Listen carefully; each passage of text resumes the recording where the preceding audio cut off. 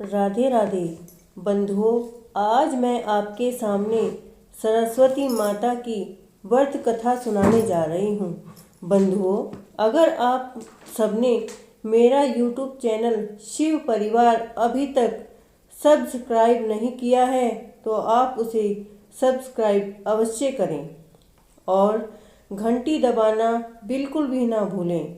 बंधुओं, व्रत धारण करने वाले मनुष्य को सबसे पहले व्रत की विधि जान लेना अति आवश्यक होता है। तो मैं आज आपके सामने पहले सरस्वती माता के व्रत की विधि बताऊंगी, जिसे आप सभी ध्यानपूर्वक सुनिएगा। बोलो सरस्वती माता की जय। विश्वास का दूसरा नाम पूजा है। जो जैसा मन में विश्वास लेकर पूजा करता है उसे वैसा ही फल प्राप्त होता है। आज लोग देवी पूजा में अधिक विश्वास रखते हैं। देवी का रूप एक ही है, पर लोग उसे अलग अलग नाम से पूजते हैं, जैसे राधा, दुर्गा, सरस्वती, लक्ष्मी और सावित्री। इनकी पूजा व पूजा का प्रभाव बेहद प्रसिद्ध है। सरस्वती माँ को विद्या की देवी, लक्ष्मी को धन की देवी, दुर्गा को शक्ति की देवी, राधा को भक्ति की और सावित्री को सौभाग्य की देवी माना गया है। सभी देवियाँ पूजा अर्चना व व्रत से प्रसन्न होती हैं, सबकी मनोकामनाओं को पूरा करती हैं। विद्या ही जीवन का आधार है। विद्या ज्ञान से ही जीवन में सुख समृद्धि संभव है। अतः माँ सरस्वती की पूजा सभी मनोकामनाओं को पूर्ण करने वाली है। माँ सरस्वती देवी के साक्षात रूप को दिखाती है। श्वेत वस्त्र, साफ विचार, हाथों में वीणा लिए हुए माँ सरस्वती बुद्धि, विद्या, धन, संपत्ति, सुख, सौभाग्य को देने वाली है। बोलो सरस्वती माता की जय। सरस्वती व्रत का विधान इस प्रकार है। सरस्वती पूजा व्रत किसी भी रविवार से शुरू कर सकते हैं। अपने सामर्थ्य के अनुसार 7, 11, 21 या 101 रविवार का व्रत करें। व्रत का नियम टूटे नहीं। नियम टूटने पर दोबारा से व्रत करने पड़ते हैं। सुबह स्नान आदि से निवृत्त होकर सफ़ेद कपड़े पहनकर मंदिर में या एकांत में शुद्ध आसन पर बैठकर जल का लोटा रखकर घी का दीपक जलाएं। धूप अगरबत्ती जलाएं। अपने सामने माँ सरस्वती की प्रतिमा या तस्वीर रखें। प्रसाद भी सफ़ेद रंग का ही चढ़ावें। सफ़ेद फूल मूर्ति पर चढ़ाकर माँ सरस्वती का आह्वान करें।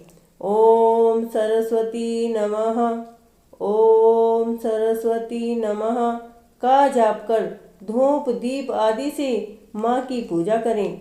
इसके बाद माँ के सामने 7, 11 या 21 जितने व्रत करने का हो आपका संकल्प करें। प्रत्येक रविवार को माँ की पूजा करें व कथा पढ़ें या सुने। स्वच्छ मन से कथा करके आरती करने के बाद प्रसाद बांटें। भोजन में व्रत में केवल एक ही बार भोजन करें। भोजन में नमक नहीं खाना चाहिए। सफ़ेद चीज़ों का सेवन करें। एक तरह का भोजन करना ही फलदायक होगा। दूध, दही, मक्खन व सफ़ेद रंग की मिठाई, चूरमा, तिल के लड्डू, नारियल व ऋतु फल का भोजन करना चाहिए। चाय का सेवन न करें।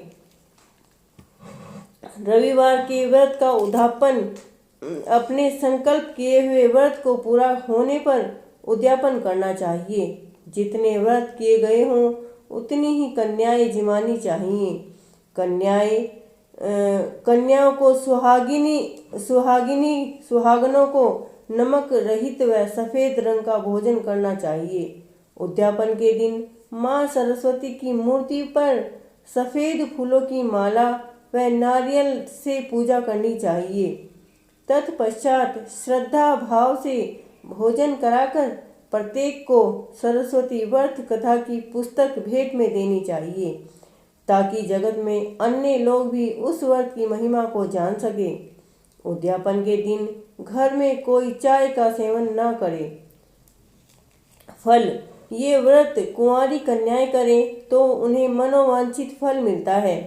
सुहागन व्रत करें तो उनका सुहाग बढ़ता है, अर्थात पति की रक्षा होती है। माँ के व्रत करने से संतान सुख प्राप्त होता है, अर्थात ये व्रत हर तरह से परोपकारी है।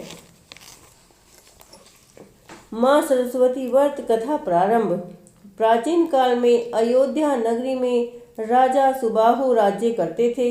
उनकी दो रानियां मनोरमा एवं लीलावती थी। मनोरमा धार्मिक स्वभाव की थी। वह प्रत्येक रविवार को माँ सरस्वती का व्रत रखती थी। व्रत में केवल एक समय शाम को ही नमक रहित भोजन करना होता है, जबकि इसके विपरीत लीलावती कटु स्वभाव की थी। वह मन ही मन मनोरमा से ईर्ष्या करती थी। माँ की कृपा से उसने एक पुत्र रत्न को जन्म दिया, जिसका नाम सुदर्शन रखा गया। कुछ समय पश्चात उसकी दूसरी रानी लीलावती ने भी पुत्र को जन्म दिया, जिसका नाम शत्रुजीत रखा गया। माँ सरस्वती के व्रत के प्रभाव से मनोरमा को पुत्र रत्न की प्राप्ति हुई थी, इसलिए उसने व्रत का उद्यापन करने का निर्णय लिया। उसने लीलावती को भी आमंत्रण भेजा। इस उद्यापन में नमक खाना वर्जित है, परंतु लीलावती के मन में मनोरमा के लिए ईर्ष्या थी, इसलिए उसने खाने में नमक मिला दिया। इस बात से मनोरमा बिल्कुल अनजान थी। एक दिन राजा सुबाहु आखेट के लिए वन में गए। अचानक एक शेर ने राजा पर आक्रमण कर दिया। राजा कुछ दिनों तक घायल अवस्था में रहने के पश्चात मृत्यु को प्राप्त हो गए। सैनिकों ने राजा की मृत्यु का समाचार महल आकर रानियों को दिया। मंत्रियों व परिजनों ने राजा का अंतिम क्रियाक्रम कर दिया। राजा की मृत्यु का समाचार सुन रानी लीलावती व रानी मनोरमा के पिता अपनी अपनी सेना समेत आ पहुँचे। मंत्री व प्रजा रानी मनोरमा के पुत्र सुदर्शन को राजा बनाना चाहते थे, परंतु रानी लीलावती के पिता शक्तिशाली थे। वे अपनी नाती शत्रुजीत को राजा बनाना चाहते थे। लीलावती के पिता ने रानी मनोरमा के पिताजी को युद्ध में मार गिराया। अपने पिता की मृत्यु सुन रानी मनोरमा घबरा गई। अपने पुत्र और एक दासी समेत महल छोड़कर चली गई। घूमते घूमते रानी गंगा पार भारद्वाज ऋषि के आश्रम में पहुंची। ऋषि ने मनोरमा को देखते ही पहचान लिया और कहा, रानी, तुम माँ सरस्वती की भक्त हो। तुम यहाँ आराम से रहकर अपने पुत्र का लालन पालन करो। उन्होंने रानी को बताया कि जो कर्म तुमने नहीं किए, तुम्हें उनका दंड मिल रहा है। रानी लीलावती ने तुम्हारी उद्यापन विधि के दौरान खाने में नमक मिला दिया था, उसी का फल तुम्हें भोगना पड़ा है। रानी लीलावती के पिता ने शत्रुजीत को राजा सिंहासन तो सौंप दिया। सैनिकों को आज्ञा दी कि रानी मनोरमा और उसके पुत्र सुदर्शन को खोज कर लाओ। कुछ समय पश्चात सैनिकों ने रानी लीलावती को बताया कि रानी मनोरमा अपने पुत्र के साथ ऋषि भारद्वाज के आश्रम में रह रही है। रानी लीलावती ने पिता अपने सैनिकों सहित ऋषि आश्रम में पहुँचे। उनके आने की खबर सुनकर रानी मनोरमा ने घबराकर ऋषि से कहा, अब मैं कहाँ जाऊँ और क्या करूँ? ये लोग मुझे व मेरे पुत्र को मारने आए हैं। हे ऋषिवर, जिस प्रकार महाभारत में जयद्रथ ने द्रौपदी की रक्षा मुनियों से की थी, उसी प्रकार आप भी मेरी रक्षा करें। रानी के नर्म वचन सुनकर भारद्वाज जी आश्रम के द्वार पर पहुँचे, जहाँ राजा स्वयं खड़े थे। रानी ने राजा से कहा, आप अपने नगर को लौट जाइए। राजा को क्रोध आ गया और वो बोला कि मनोरमा और सुदर्शन को आश्रम से निकाल दो, नहीं तो मैं बलपूर्वक उन्हें अपने साथ ले जाऊंगा। तब मुनि ने कहा, हे राजन, जिस प्रकार महर्षि विश्वामित्र वशिष्ठ जी की गाय को बलपूर्वक ले जाना चाहते थे, उसी प्रकार यदि तुम में शक्ति हो तो ले जाओ। जब राजा ने मंत्री ने समझाया कि शस्त्र से बड़ा ज्ञान से अधिक शक्ति है, ये माता के भक्त हैं, हमें इनसे क्षमा मांगकर वापस लौट जाना चाहिए। आश्रम में रानी मनोरमा माँ सरस्वती की भक्ति में लीन होकर अपने पुत्र का पालन करने लगी। सुदर्शन जब अल्प आयु था तभी उसने कलिंग के उच्चारण की बीज मंत्र मान लिया था। सुदर्शन भी अपनी माँ की तरह सरस्वती और मृदुभाषी बना। अपनी माँ को सरस्वती माता की भक्ति करते देख उस पर ऐसा असर हुआ कि वो भी माँ सरस्वती का अनन्य उपासक बन गया। उसने माँ सरस्वती की कृपा से छोटी आयु में ही संपूर्ण ज्ञान प्राप्त हो गया। एक रात माँ सरस्वती ने सुदर्शन को स्वप्न में दर्शन दिए। सफेद वस्त्र आभूषणों से सुसज्जित अद्भुत शक्ति से युक्त स्त्री रूप को देखकर सुदर्शन ने पूछा, आप कौन हैं? तब सरस्वती देवी बोली, मैं विद्या शक्ति को देने वाली माँ सरस्वती हूँ। मैं तुम्हारी भक्ति से प्रसन्न हूँ, बोलो क्या वर चाहते हो? सुदर्शन ने कहा, माँ मेरे ऊपर आपकी सदा कृपा बनी रहे। मैं चाहता हूँ कि आप जरूरत पड़ने पर मेरी सहायता करें। सरस्वती माता तथास्तु कहकर अंतर्ध्यान हो गई। काशी नरेश के एक कन्या थी जिसका नाम शशिकला था। वह भी माँ सरस्वती की भक्त थी। वह माता की रविवार के दिन पूजा अर्चना व व्रत करती थी। एक दिन शशिकला ने सुदर्शन की सुंदरता व योग्यता के विषय में सुना तो उसने मन ही मन सुदर्शन को अपना पति बनाने का निश्चय कर लिया। मध्य रात्रि को माँ सरस्वती ने स्वप्न में शशिकला को दर्शन दिए और कहा, हे कन्या, वर मांगो। तब शशिकला बोली, माँ आप स्वयं अंतर्यामी हो, आप जननी हो, मैं क्या चाहती हूँ? तब माँ बोली, सुदर्शन मेरा भक्त है, वो मेरी आज्ञा का पालन अवश्य करेगा, अर्थात सुदर्शन ही तेरा पति होगा। शशिकला ने अपने इस स्वप्न की बात अपनी माँ को बताकर अपनी एक सखी को बताई। एक दिन शशिकला बाग में घूमने के लिए गई।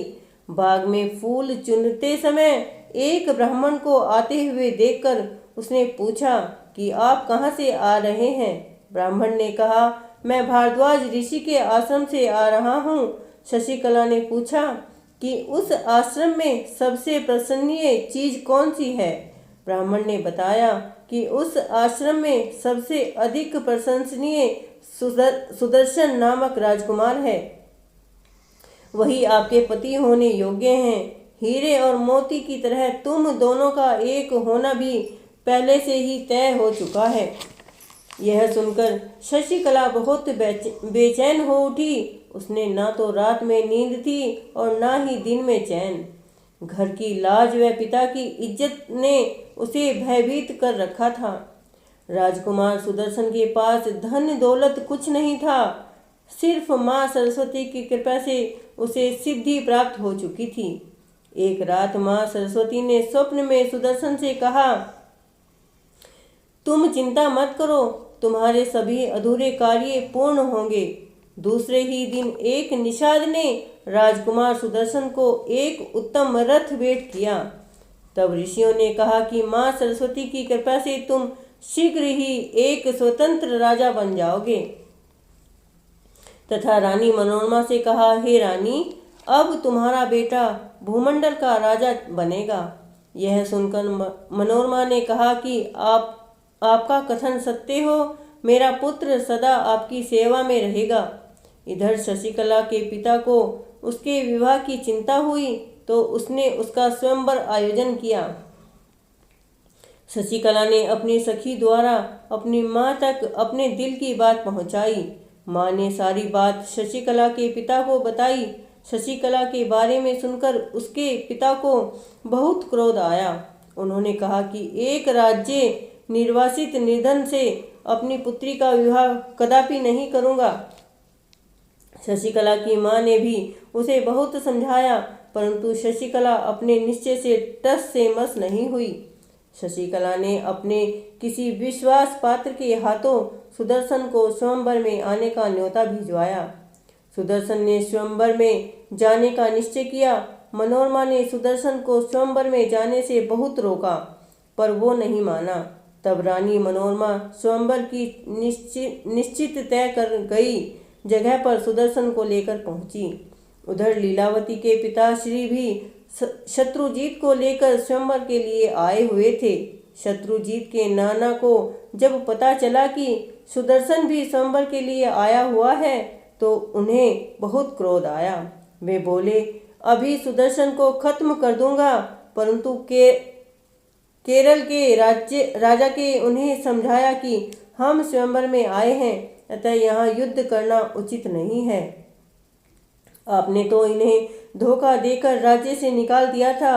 रघुवंश में पैदा हुए राजकुमार कौशल नरेश के पुत्र हैं हे राजन, अतः मैं विजय धर्म की ही होती है, अधर्म की नहीं। सत्य का परचम हमेशा ऊंचा रहता है, अतः आप अपनी कुबुद्धि का त्याग करें। सभी राजाओं के आने के बाद काशी नरेश ने शशिकला को अपना वर चुनने के लिए कहा, परंतु शशिकला ने इनकार कर दिया। तब राजा स्वयं शशिकला के पास गए। शशिकला ने विनम्र भाव से अपने पिता से कहा, मैंने पहले ही सुदर्शन को अपना पति मान लिया है, अतः पतिव्रता स्त्री के समान मैं किसी दूसरे पुरुष के सामने नहीं जाऊंगी। राजा ने अपनी पुत्री का निश्चय सभा में सुनाया तो सभा में हलचल मच गई। लीलावती के पिता ने क्रोधित होकर शशिकला के पिता से कहा, यदि आप अपनी पुत्री को स्वयंवर में नहीं बुलाओगे तो मैं जबरदस्ती आपकी कन्या का हरण कर लूंगा। घबराए हुए राजा ने पुनः शशिकला के पास जाकर उसे समझाया तो शशिकला ने कहा कि आप मेरा विवाह सुदर्शन से कराकर मुझे नगर से निकल जाने का आदेश दे दीजिए। तब शशिकला के पिता ने कहा कि जिस प्रकार राजा जनक ने श्री राम के आगे भोले शंकर का धनुष तोड़ने की शर्त रखकर सीता जी का स्वयंवर किया था, उसी प्रकार तुम्हारा स्वयंवर कर दिया जाए तो। परंतु शशिकला टस से मस नहीं हुई। मैंने सुदर्शन को ही अपना पति चुन लिया है, अतः यह संभव नहीं है। राजा अब क्या करे? इस पर शशिकला ने कहा कि आप स्वयंवर को कल के लिए स्थगित करने की घोषणा कर दें तथा रात्रि में ही सुदर्शन और मेरा विवाह संपन्न करा दें। माँ सरस्वती हमारी जरूर रक्षा करेगी, हमें उन पर पूरा विश्वास है। राजा को अपनी पुत्री का मत उचित लगा तथा राजा ने स्वयंवर कल के लिए स्थगित कर दिया। रात्रि में ही काशी नरेश ने विधि विधान से सुदर्शन और शशिकला का विवाह कर दिया तथा उचित दहेज भी दिया तथा रानी मनोरमा से आग्रह किया कि सुदर्शन मेरा राज्य भार संभाले। मनोरमा ने कहा, महाराज आपका कल्याण हो, आप निर्भय होकर अपने पुत्रों सहित अपना राज्य भार संभालें, मेरा पुत्र अयोध्या का ही राजकुमार बनेगा। सुबह होने पर जब स्वयंवर में आए राजाओं को पता चला कि शशिकला का विवाह सुदर्शन से हो गया है तो कुछ राजाओं ने वहां हंगामा मचा दिया। राजा ने सभी को भोजन के लिए आमंत्रित किया तो कुछ राजाओं ने कहा कि जो तुम्हें करना था वो कर लिया, अब हमें जो करना है वो हम करेंगे। कुछ राजा अपने नगर को लौट गए, परंतु कुछ राजाओं ने सुदर्शन को युद्ध के लिए ललकारा। कुछ दिनों पश्चात सुदर्शन शशिकला को विदा कराकर अयोध्या को लौट आए। रास्ते में शत्रुजीत के नाना ने अन्य राजाओं के साथ मिलकर सुदर्शन को चारों ओर से घेर लिया। यह समाचार पाकर काशी नरेश भी अपनी सेना लेकर वहां पहुंचे। दोनों सेनाएं आपस में युद्ध करने लगी। सुदर्शन बिना किसी डर के अपने रथ को आगे की ओर बढ़ाते जा रहे थे।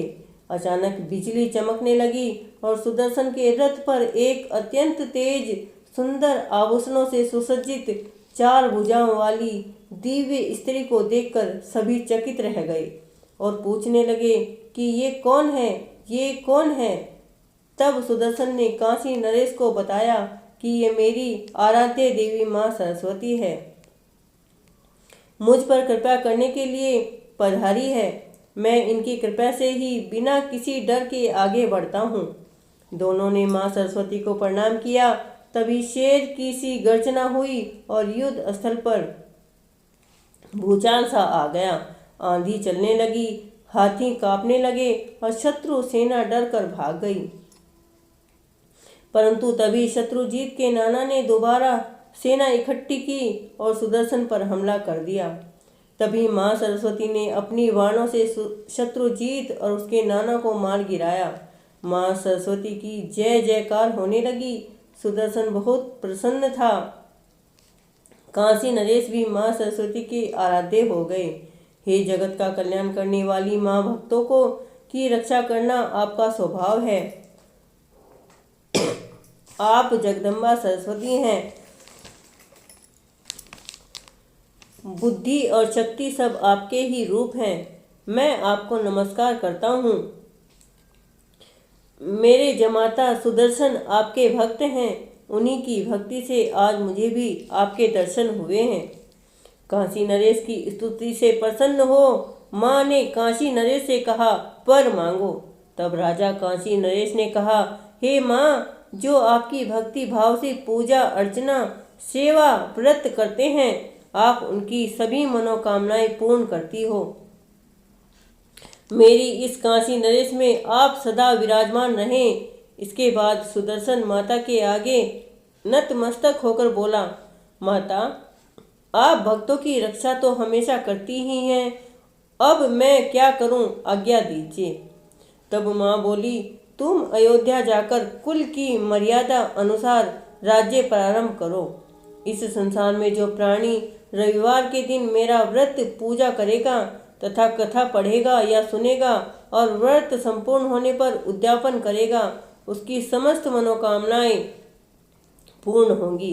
ऐसा कहकर माँ अंतर्ध्यान हो गई। बोलो सरस्वती माता की जय। बंधुओं, अगर आपको मेरा यह अध्याय अच्छा लगा हो तो आप कमेंट बॉक्स में जय सरस्वती माता लिखना ना भूलें। बोलो सरस्वती माता की जय।